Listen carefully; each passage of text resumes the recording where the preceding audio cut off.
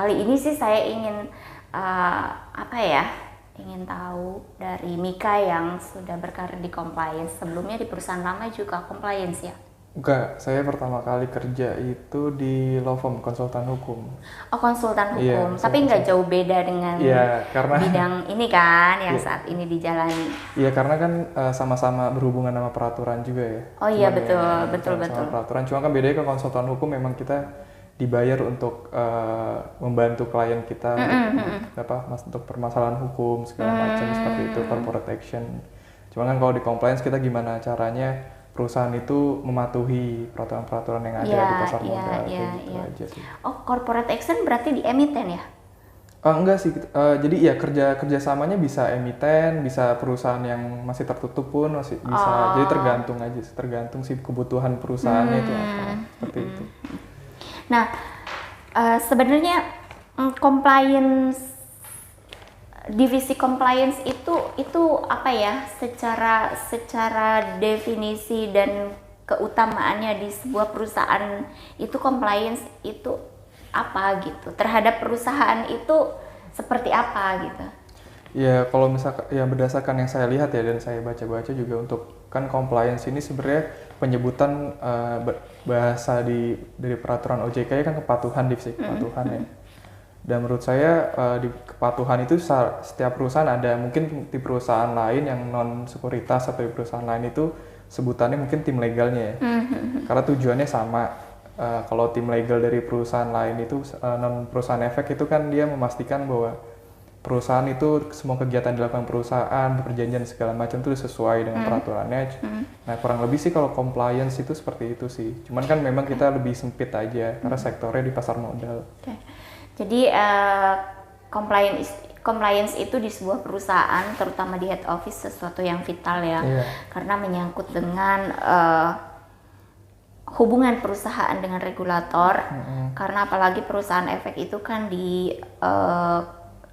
sama OJK, sama Bursa Efek Indonesia, sama KSEI, KEPEI, regulator pasar modal Indonesia yang selalu mengawasi perusahaan efek. Jadi kalau teman-teman ingin membuka rekening efek itu di perusahaan sekuritas yang sudah terdaftar sebagai anggota Bursa Efek Indonesia tuh udah pasti di bawah naungan dan diawasi oleh regulator gitu. Nah, compliance sendiri kenapa vital, itu menyangkut dengan reputasi perusahaan ya. Compliance itu sangat besar perannya dalam menjaga dan membangun reputasi perusahaan, terutama dari sisi kepatuhannya. Yang Mika lihat peluang berkarir di compliance itu sampai saat ini besar nggak peluangnya menurut Mika? Menurut saya tergantung dari pribadi masing-masing ya. Kalau misalkan memang orang tersebut ingin berkarir di dunia pasar modal ya menurut saya bagus. Karena kenapa? Compliance juga kan kerjanya, walau kita juga harus comply terhadap peraturan yang ada, harus menjaga perusahaan agar tetap patuh, tapi kita juga melaksanakan audit juga kan, kita garda terdepan juga kan, walaupun memang yang kita mengambil datanya itu dibantu oleh divisi-divisi lain, jadi kita tidak kerja sendiri gitu. Seperti itu. Jadi menurut saya ya balik lagi, kalau misalkan memang mau berkarir di pasar modal, menurut saya bagus karena kita jadi tahu seluk-beluk ya proses bagaimana terjadinya misalkan adanya MKBD seperti itu, kita jadi tahu kayak gitu. Itu kan karena dasar banget ya. Anggota bursa kan pasti dilihat banget MKBD-nya seperti apa, terus kita bisa jadi tahu transaksinya seperti apa, seperti itu. Jadi menurut saya untuk menjadi compliance itu karirnya menjanjikan juga sih kalau memang ingin jadi pasar modal. Tapi untuk non pasar modal pun bisa juga.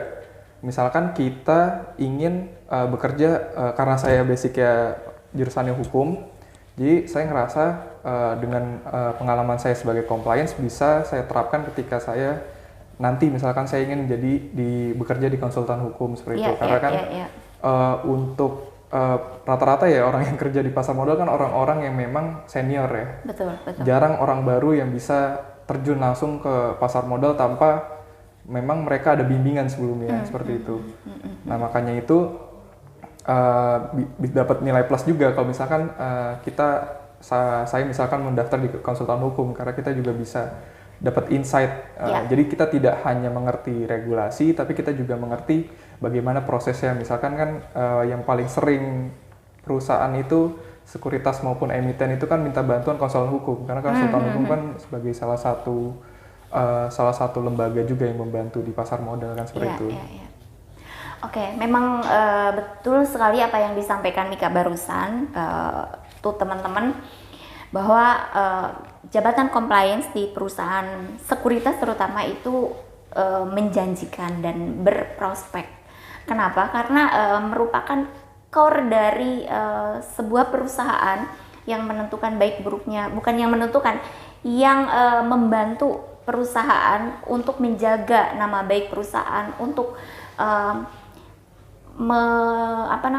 sebagai jembatan antara perusahaan dengan regulator, sebagai jembatan antara perusahaan dengan karyawan terkait dengan pembuatan kebijakan dan lain-lain gitu kan. Itu di compliance.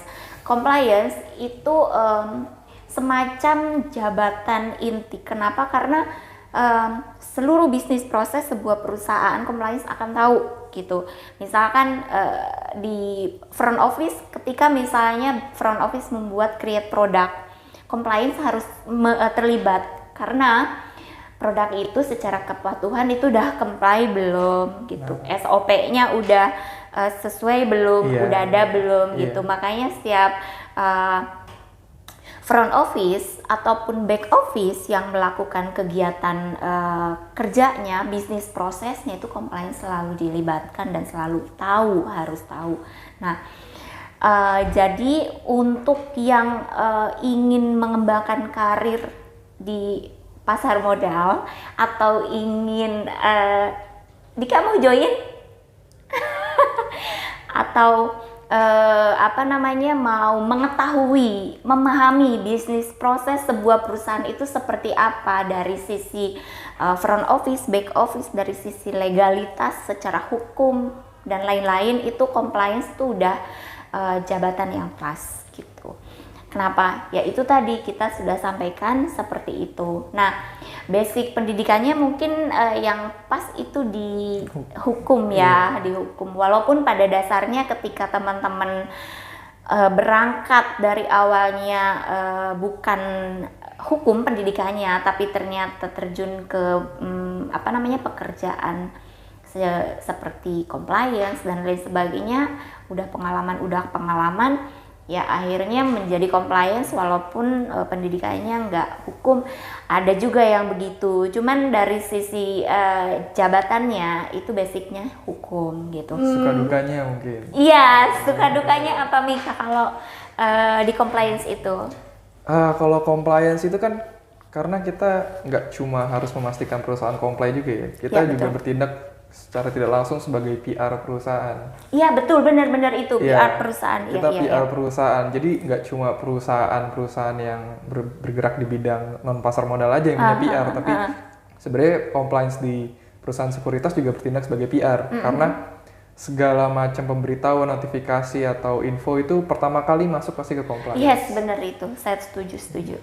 Jadi misalkan ada pemberitahuan dari bursa, OJK atau ke P atau ke C, itu pasti orang pertama yang dihubungi itu pasti compliance. Iya. Jadi dia menjembatani antara perusahaan dengan eksternal seperti itu. Iya. Jadi perusahaan itu bagus enggaknya tergantung dari si jawaban compliance itu terhadap mereka. Iya, makanya itu kan compliance juga kan secara struktur kan bekerjanya langsung ke direksi. Betul ke direksi. Karena begitu teman-teman, nama baik perusahaan itu sebenarnya salah satu yang paling penting itu ada di compliance gitu. Karena sekali lagi compliance itu berhubungan dengan pihak eksternal, baik itu regulator, baik itu pihak lainnya gitu. Ketika si compliance-nya jawabnya benar dan bagus gitu, maka perusahaannya juga akan dinilai bagus oleh pihak eksternal gitu. Nah, kalau misalnya jawabannya dari compliance itu kurang pas, kurang tepat, maka pihak eksternal akan memandang kurang pas, kurang tepat juga terhadap perusahaan. Maka kompetensi perusahaan itu sangat selektif banget dalam memilih atau merekrut seorang compliance karena hal itu gitu. Apalagi sekarang itu kan reputasi perusahaan itu menjadi risiko yang paling tinggi ya saat ini, apalagi dengan berkembangannya sosial media gitu.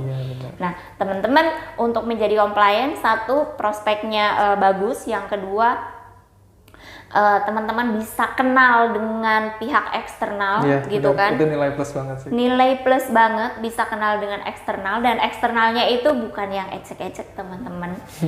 Tapi eksternalnya itu yang kayak itu udah jelas regulator, regulatornya kan regulator kayak OJK, kemudian Bursa Efek Indonesia dan lain-lain gitu kan. Kemudian dengan pihak lain non regulator, yaitu tadi public relationship kayak gitu. Nah, kemudian juga teman-teman dapat mengetahui bisnis proses perusahaan dari hulu ke hilir gitu. Peraturannya paham dan lain sebagainya, sehingga teman-teman ketika ingin berkarir loncat dari compliance ke bidang yang lain tapi yang sejenis gitu, itu akan mudah. Gitu.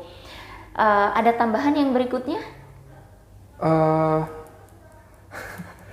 ada, mungkin ya kalau dengan jadi compliance ya banyak nilai plus ya sih. Mungkin nilai plusnya itu jadinya ya kita kan berhubungan, ini mungkin secara internal ya, berhubungan dengan direksi langsung gitu. Mungkin jadi kalau misalkan mau kita menunjuk gigi kan, maksudnya menunjuk keahlian kita, ya kita nggak susah payah, toh kita berhubungannya langsung dengan direksi. Betul. Gitu. Jadi kerjanya itu direct direksi, direksi manajemen atau owner gitu teman-teman. Jadi ketika teman-teman ingin melanjutkan karir ke direksi itu kita udah tahu step-stepnya gitu. Karena kayak misalnya teman-teman gini, ada calon direksi ingin mengajukan menjadi direksi kan harus fit proper ke OJK gitu. Nah, itu yang membantu atau yang memproses itu compliance. Jadi teman-teman udah sangat paham apa yang ditanyakan sama OJK terhadap calon direksi itu, bahan-bahannya apa aja dan lain sebagainya. Syarat-syaratnya itu compliance. Jadi udah bisnis proses perusahaan dari atas ke bawah, dari kanan ke kiri tuh compliance paham. Jadi oke.